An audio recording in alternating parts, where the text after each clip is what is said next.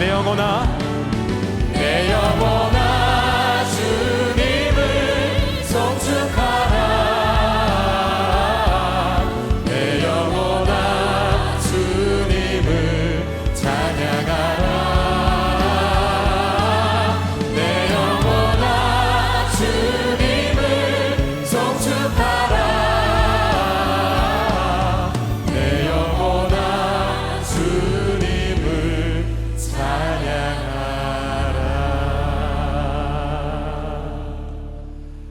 오늘 예배 자리에 나오신 여러분 모두를 주님의 이름으로 축복하고 환영합니다. 이 시간 하나님의 나라와 뜻을 먼저 구하길 소망하며 다 함께 일어나서 주님께서 가르쳐 주신 기도를 함께 봉독하시며 예배 자리로 나아가겠습니다. 하늘에 계신 우리 아버지여, 이름이 거룩히 여김을 받으시오며 나라가 임하시오며 뜻이 하늘에서 이루어진 것 같이 땅에서도 이루어지이다. 오늘 우리에게 일용할 양식을 주시옵고 우리가 우리에게 죄 지은 자를 사하여 준 것 같이 우리 죄를 사하여 주시옵고 우리를 시험에 들게 하지 마시옵고 다만 악에서 구하시옵소서. 나라와 권세와 영광이 아버지께 영원히 있사옵나이다. 아멘. 하나님께 영광의 박수 올려드리겠습니다. 이 시간 함께 예수 우리 왕이여 찬양하겠습니다.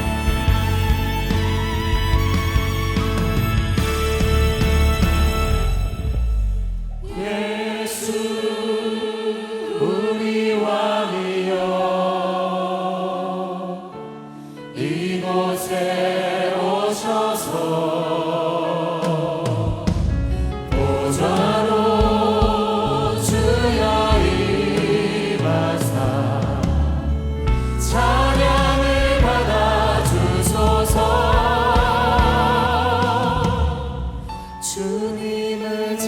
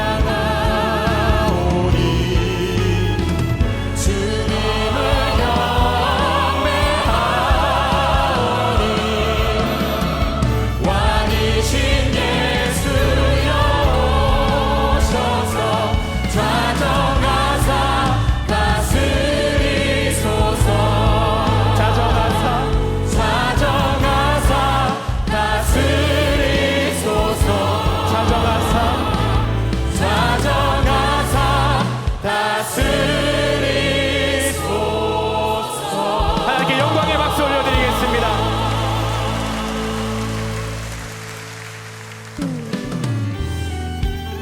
우리의 매일의 삶에 주님께 기쁨이 되기를 소망하며 함께 박수치며 주님 아버지 앞에 찬양합시다. 내가 매일 기쁘게 주의 발이 나를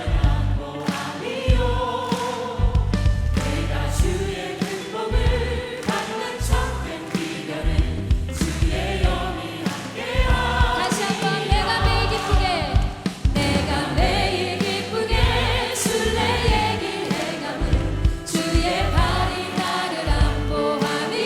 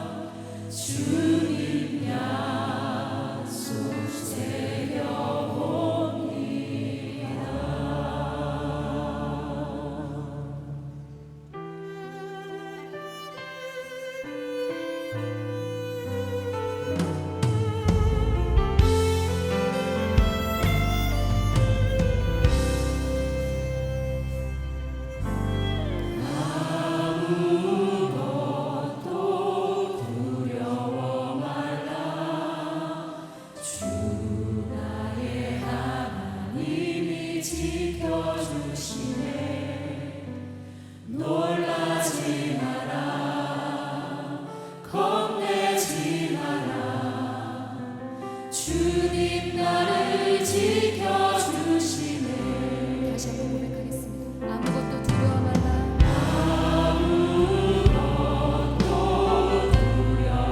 말라.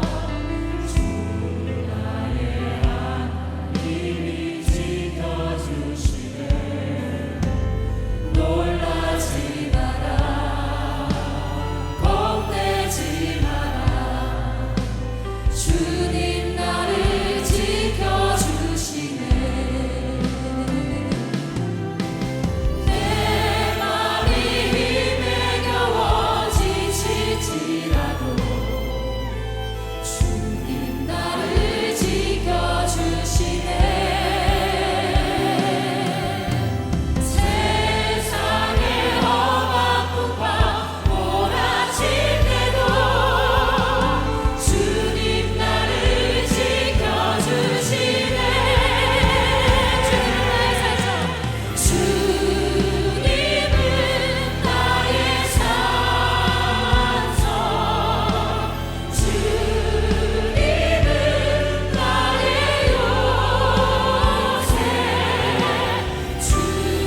주님은 나의 소망, 나의 힘이 되신 여호와. 내 맘이 힘에 겨워 지칠지라도 주님 나를 지켜주시네. 세상의 험한 풍파 몰아칠 때도 주님 나를 지켜주시네. 주님은 나의 산성, 주님은 나의 요새, 주님은 나의 소망, 나의 힘이 되신 여호와. 주님은 나의 주님은 나의 산성, 주님은 나의 요새, 주님은 나의 소망, 나의 힘이 되신 여호와.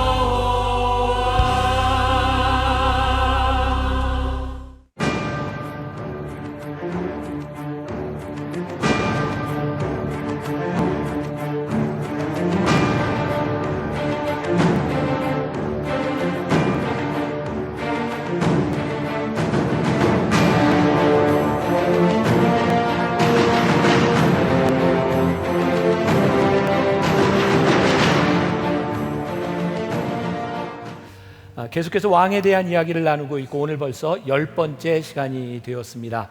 제가 이 말씀을 시작하면서 염려했던 것은 혹시 너무 어렵지 않을까, 왕들의 이름이 너무 생소하지 않을까, 그런 염려였습니다. 그래서 여러분들이 앞으로 말씀을 잘 이해하기 위해서 우리들이 기억해야 될 왕들에 대한 적어도 5명은 기억하자 그랬습니다. 다시 한번 우리들이 지도를 보면 이스라엘의 통일 왕국 시대라고 불리우는 저 시기에 3명의 왕이 있었다. 첫 번째 사울, 두 번째 다윗, 세 번째 솔로몬. 그렇게 솔로몬 왕의 시대가 지나고 통일 왕국은 분열 왕국 시대로 들어가게 됩니다. 그래서 이제 성경에 분열 왕국 시대에 이스라엘이라고 부르는 것은 이스라엘 왕조를 뜻하고, 유다라는 말이 나오면 남왕국 유다를 뜻하는 것이다.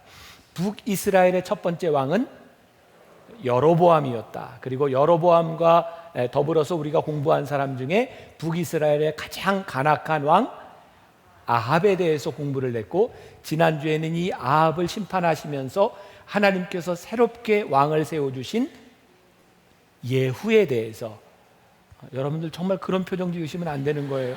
우리 지난주에 배운 거예요, 예후. 자, 그 다음에 남유다는 첫 번째 왕이 르호보암이었다. 그리고 르호보암 이후에 아사 왕과, 그리고 전심으로 하나님을 섬겼던 여호사밧, 그리고 오늘은 유다 왕 중에 요아스에 대해서 공부를 합니다. 모든 사람의 이름을 여러분들이 외울 수는 없지만 적어도 통일왕국 시대의 사울, 다윗, 솔로몬, 그리고 북왕국의 여로보암과 남왕국의 르호보암 정도는 기억을 하자 그랬습니다. 오늘 이 요아스를 통해서 우리는 만남이라는 것을 좀 생각하게 됩니다. 제가 인터넷상에서 보았던 어떤 목사님의 글인데, 내일 결혼하는 청년의 순서지를 만들고 있었습니다. 정성껏 만들었습니다.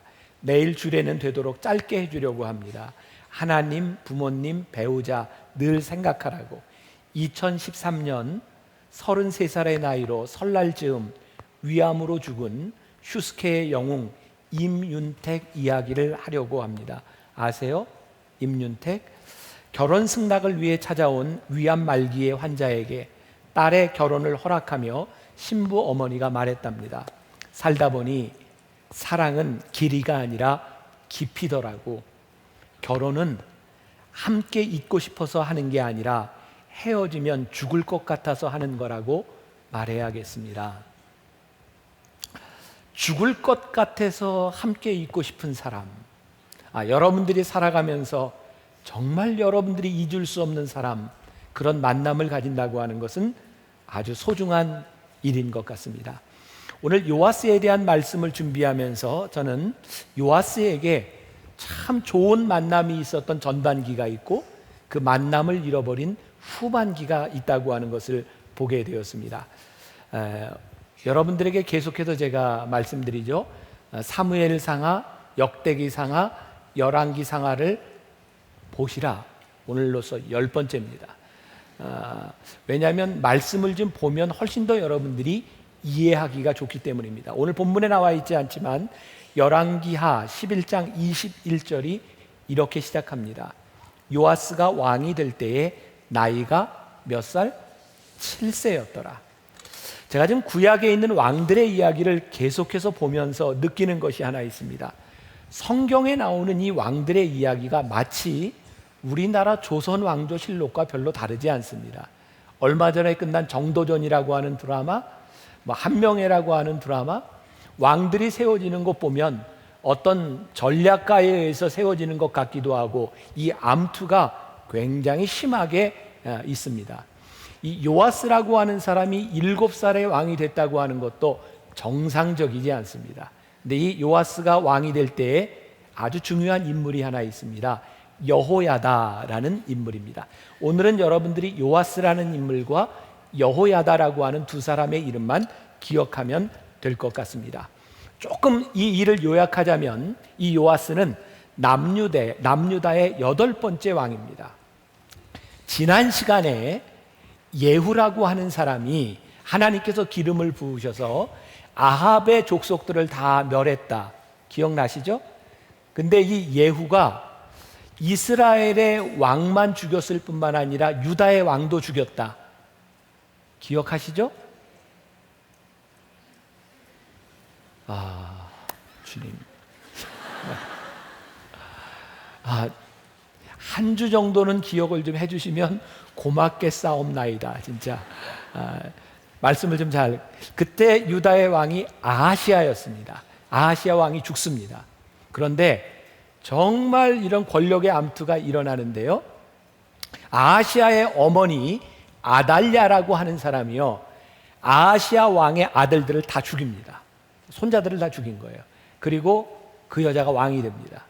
이때 요아스는 갓난 아이였는데 여호야다라고 하는 제사장이 예루살렘 성전에서 몰래 숨겨가지고 이 아이를 키웁니다.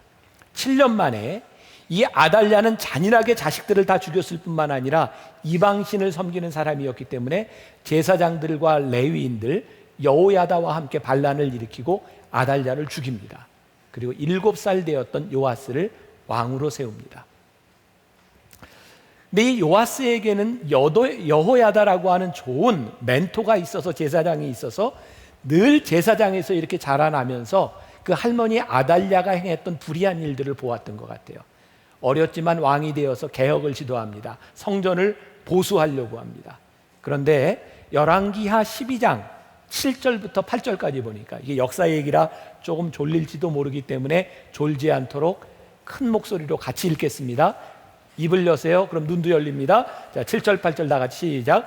요아스 왕이 대제사장 여호야다와 제사장들을 불러 이르되 너희가 어찌하여 성전에 파손한 데를 수리하지 아니하느냐? 이제부터는 너희가 아는 사람에게서 은을 받지 말고 그들이 성전에 파손한 데를 위하여 드리게 하라.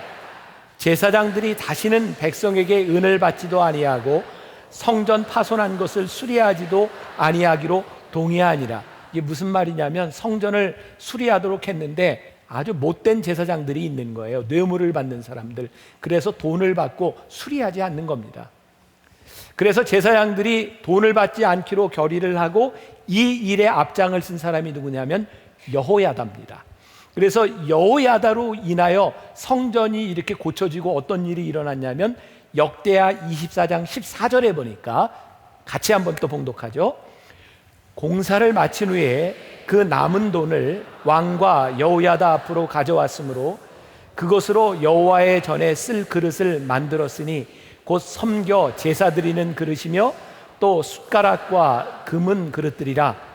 여호야다가 세상에 사는 모든 날에 여호와의 전에 항상 번제를 드렸더라. 자, 여기 아주 걸출한 믿음의 사람 여호야다를 통해서 요아스는 도움을 받고 이제 제대로 했더니 오히려 남는 거예요. 그 남는 것을 가지고 성전에 기물들도 사게 됩니다. 근데 여기에서 아주 중요한 말이 있습니다. 여호야다가 세상에 사는 모든 날에 여호와의 전에 항상 번제를 드렸더라. 이 말이 무슨 말인가요? 이 말은 여호야다가 죽은 후에는 요아스가 하나님을 떠났다라는 말입니다. 오늘 본문 말씀의 시작은 이 여호야다가 세상을 떠나고 요아스에게 다가왔던 위기의 순간에 일어났던 일입니다. 어떤 위기가 일어났냐면, 아람왕 하사엘이 블레셋을 거쳐서 이제 예루살렘으로 쳐들어오고 있는 상황입니다. 이 여호야다와 있을 때에는 이런 문제가 없었는데 이제 범죄함으로 하나님의 심판이 임하게 된 거죠. 자, 제가 오늘 여러분들에게 신앙의 아주 본질적인 문제를 말씀드립니다.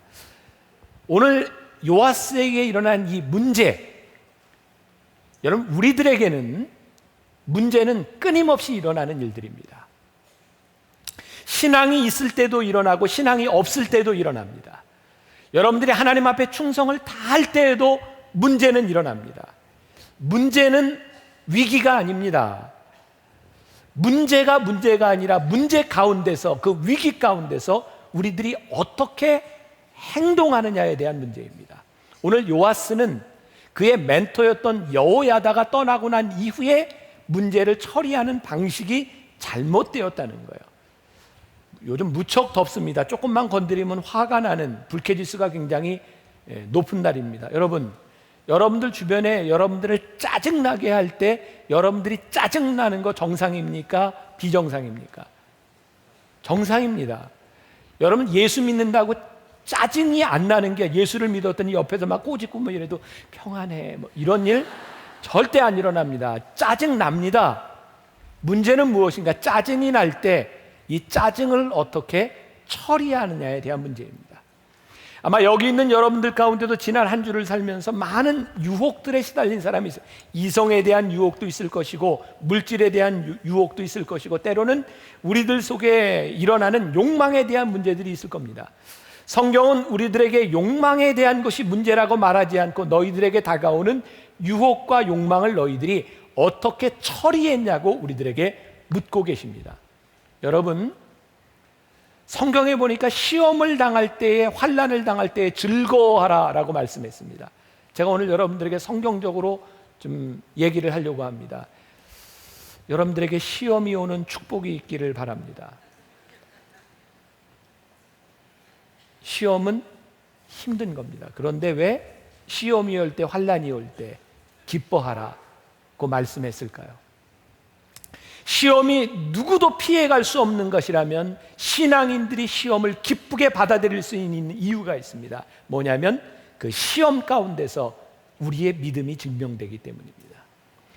여러분들에게 시험이 올 때라야 여러분들의 신앙이 참인지 거짓인지가 드러납니다.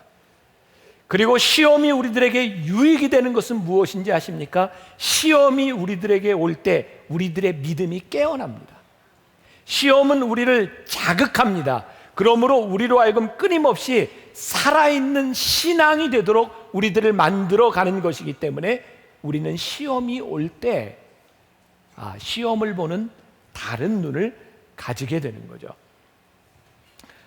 오늘 말씀 18절에 보니까 유다의 왕 요아스가 그의 조상들 유다 왕 여호사밧과 여호람과 아하시야가 구별하여 드린 모든 성물과 자기가 구별하여 드린 성물과 여호와의 성전 곳간과 왕궁에 있는 금을 다 가져다가 아람 왕 하사엘에게 보냈다라고 되어 있습니다.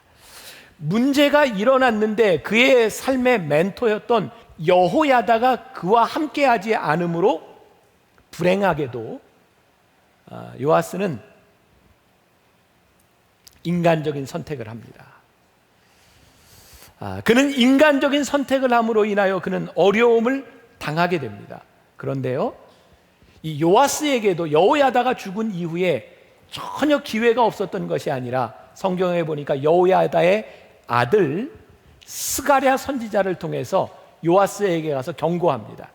여호야다가 죽은 이후에 이 요아스가 다른 사람들의 말을 듣고 범죄하고 우상숭배에 빠지니까 그러지 마십시오라고 이야기를 하는데 여호야다의 아들 스가랴가 성전들에서 돌에 맞아 죽습니다. 바로 그때 아람 왕 하사엘이 올라와서 가드를 쳐서 점령하고 예루살렘을 향하여 올라오게 되는 상황입니다.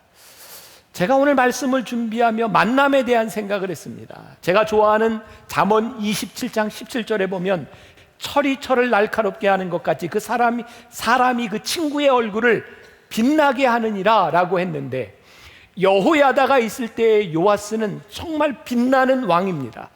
그가 신앙의 길을 잘 갔습니다. 그런데 여호야다가 없음으로 인하여 그가 빛을 잃습니다.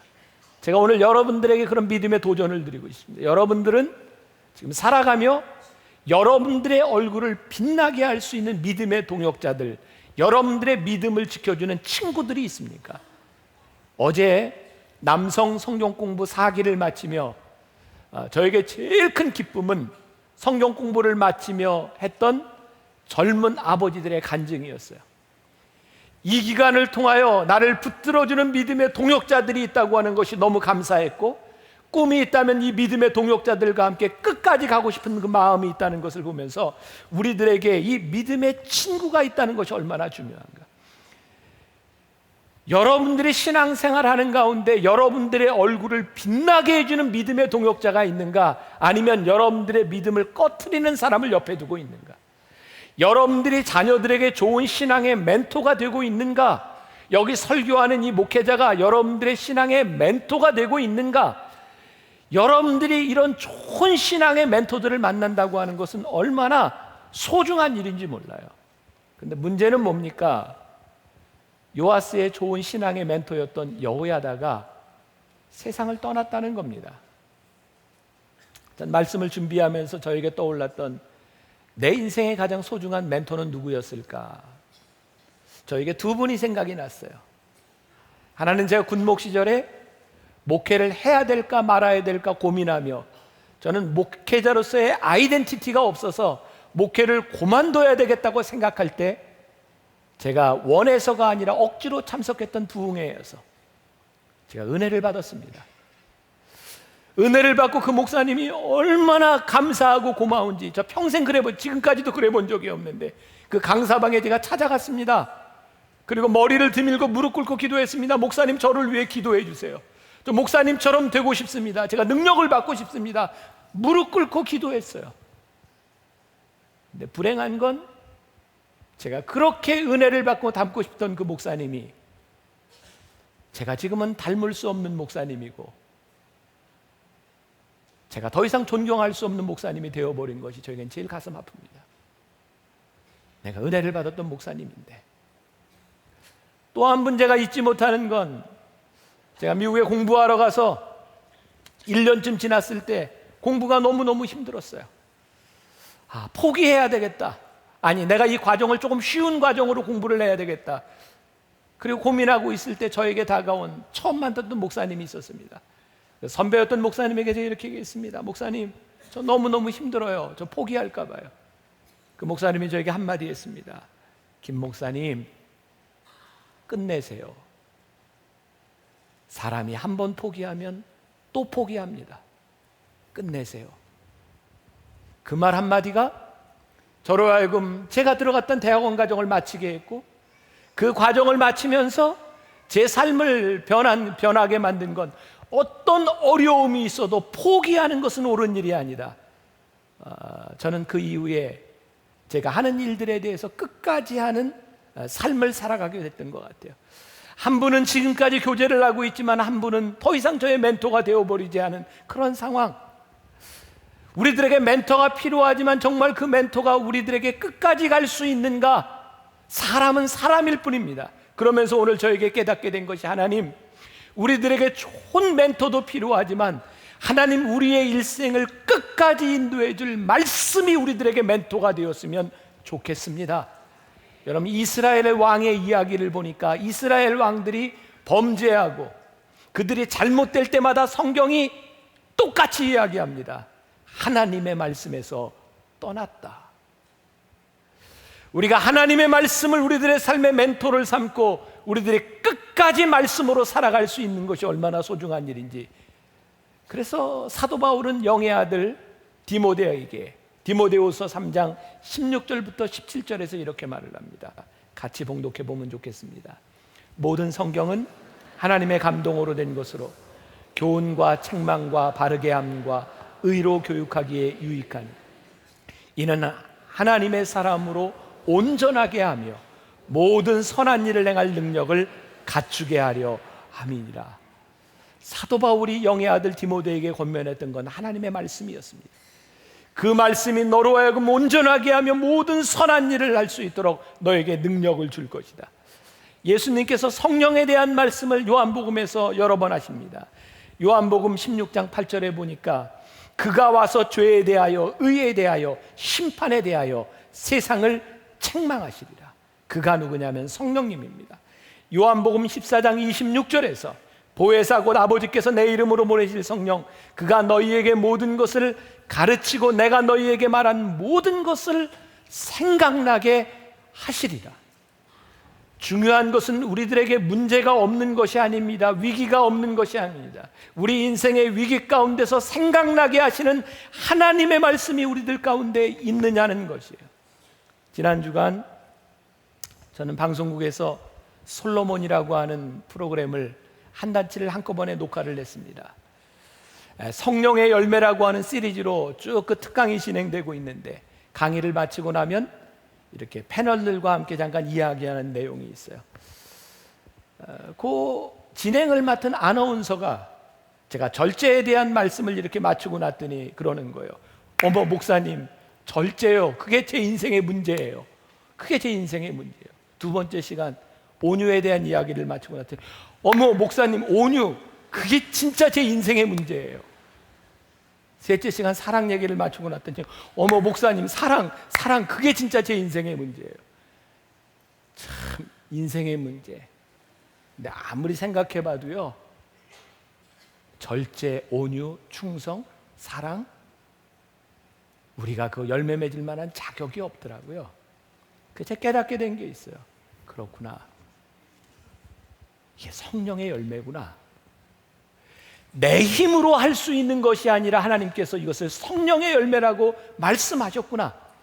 내 성품과 내 성격을 가지고 도저히 될 수 없는 것이기 때문에 철저하게 성령님의 인도하심을 받아야 우리들에게 맺을 수 있는 것, 그것이 성령의 열매이구나.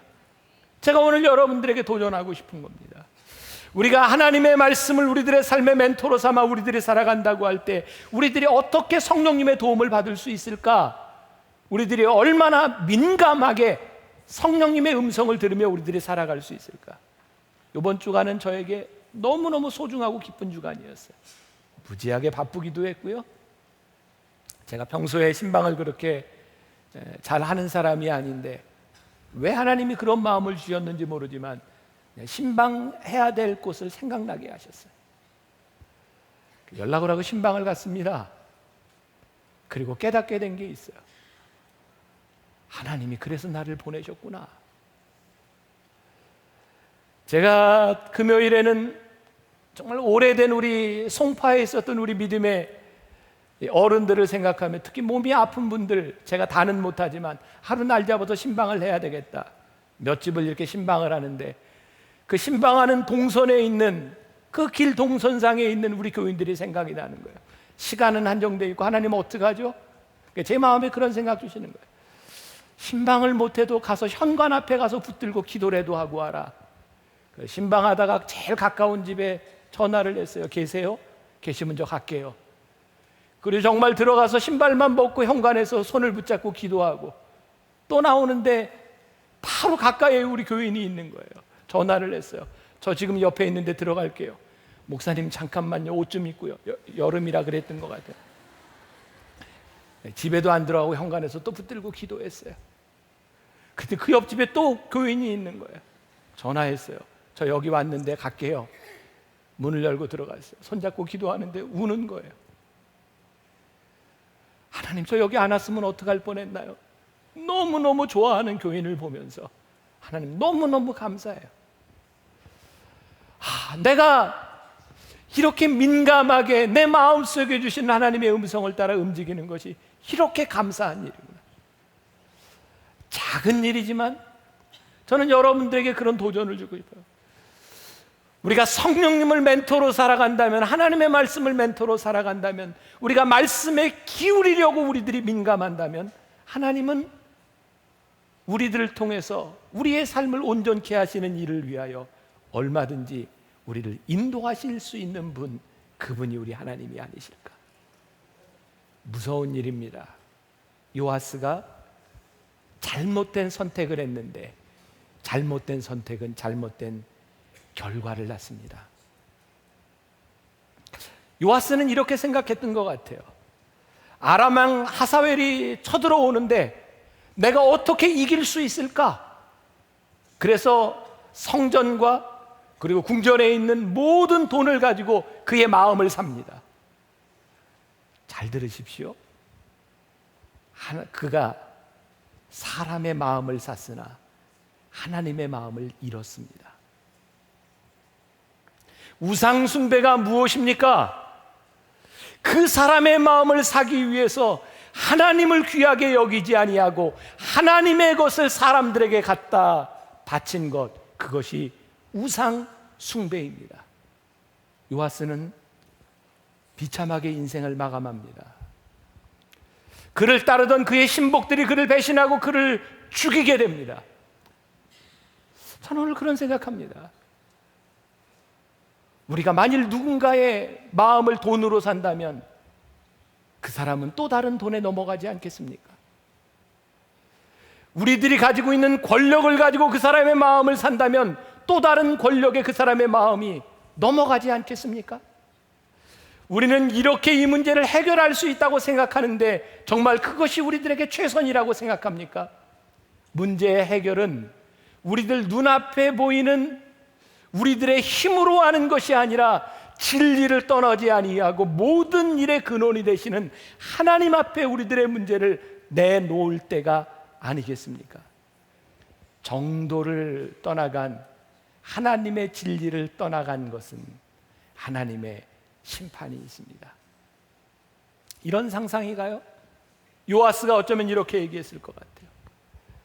지금 내가 이 성물들 이걸 가지고 아람 왕 하사엘의 마음을 사는 것은 어쩔 수 없는 선택입니다. 이것은 내가 백성들을 살리기 위한 어쩔 수 없는 일입니다. 그런데 저는 오늘 여러분들에게 말씀드립니다. 우리 인생에 가장 궁핍하고 가장 치사한 말이 있다면 어쩔 수 없었다는 말입니다. 어쩔 수 없는 여러분들의 선택은 어쩔 수 없는 결과를 낳습니다. 이번 주간 저희 교회에서는 소방훈련이 있었습니다. 낮에 갑자기 사이렌을 울리고 불이 온 곳을 가장해서 다 피했고, 사무엘학교 아이들도 다 피하고, 응급 구조 훈련도 하고, 불을 끄는 훈련도 하고, 아마 언젠가 예배 시간에 이제 여러분들과 함께 소방 훈련을 한번 할 겁니다. 굉장히 중요한 일이라고 생각해요. 위기 때 우리들이 어떻게 대처해야 될지 교회에서 계획을 하고 있습니다. 그래서 그때가 되면 놀라지 말고 잘 피하시면 됩니다. 소방 훈련을 하고 그 불난 것을 이렇게 보면서 우리 목사님들하고 그런 이야기를 했어요. 불났을 때, 피할 때 우리 목회자들이 할 수 있는 일이 무엇일까?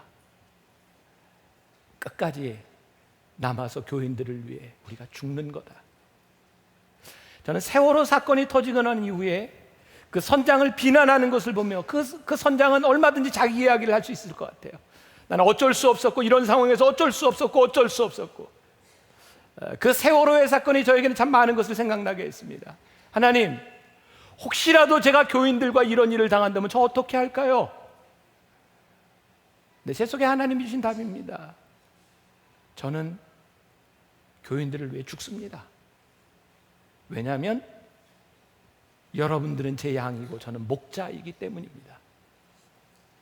목자인 저에게 어쩔 수 없다고 하는 것은 통하지 않는 겁니다. 어쩔 수 없는 것이 아니라 내가 해야 될 일을 해야 되는 것이 내가 할 일이고, 하나님 앞에서 우리들 어쩔 수 없다라고 하는 변명에 대한 문제가 아니라, 하나님, 이것은 저에게 주신 일이고 하나님 성령님이 저에게 주신 일이기 때문에, 이것이 내 삶에 가장 가치 있는 일이기 때문에 이건 절대 포기할 수 없는 일이고, 하나님 주신 이 일을 내가 끝까지 할 수 있을 때 그게 정말 승리자가 아니겠습니까?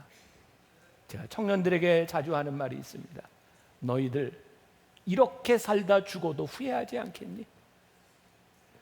적어도 우리들에게 주신 사명과 우리들의 가슴을 뛰게 하는 일, 그리고 진리를 지키는 그 일 때문에 우리들이 뛰는 가슴을 가지고 살아도 후회하지 않을 수 있는 거예요.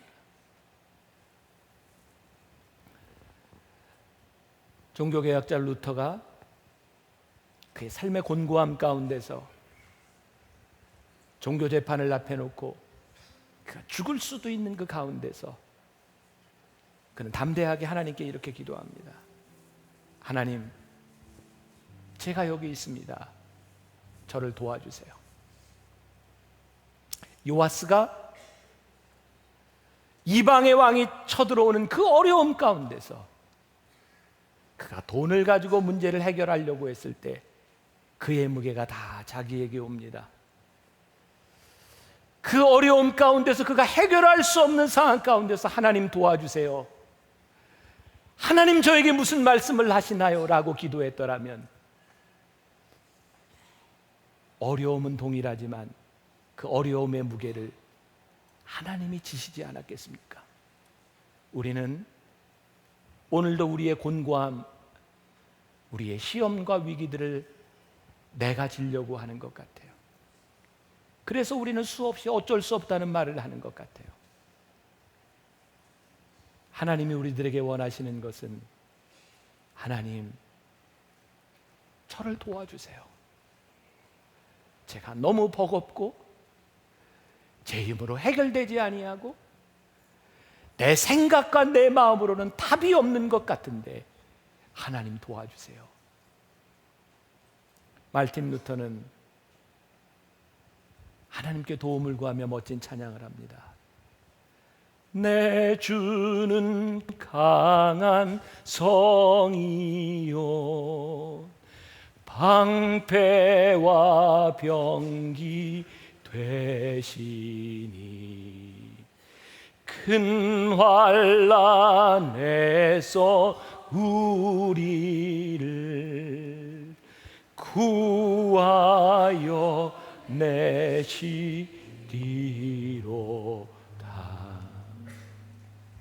오늘 여러분들에게 믿음의 도전을 던집니다. 요아스에게 왔던 것처럼 우리들에게도 수없이 많은 문제들이 다가오게 될 것입니다.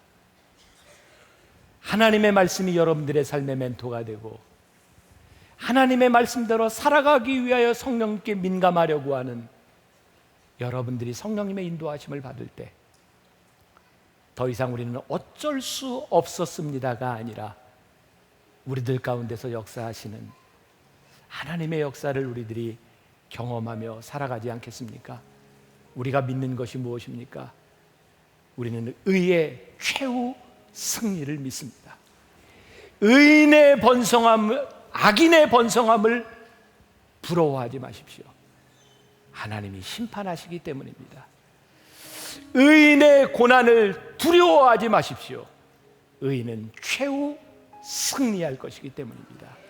오늘 우리들이 이 믿음을 가지고 우리들이 그렇게 하나님, 나로 하여금 이 세상에서 신실하게, 나로 하여금 이 세상에서 진실하게, 나로 하여금 이 세상에서 거룩하게 살게 해달라고 그렇게 기도하고 다짐하고 이 세상을 나갈 수 있기를 주님의 이름으로 간절히 축원합니다.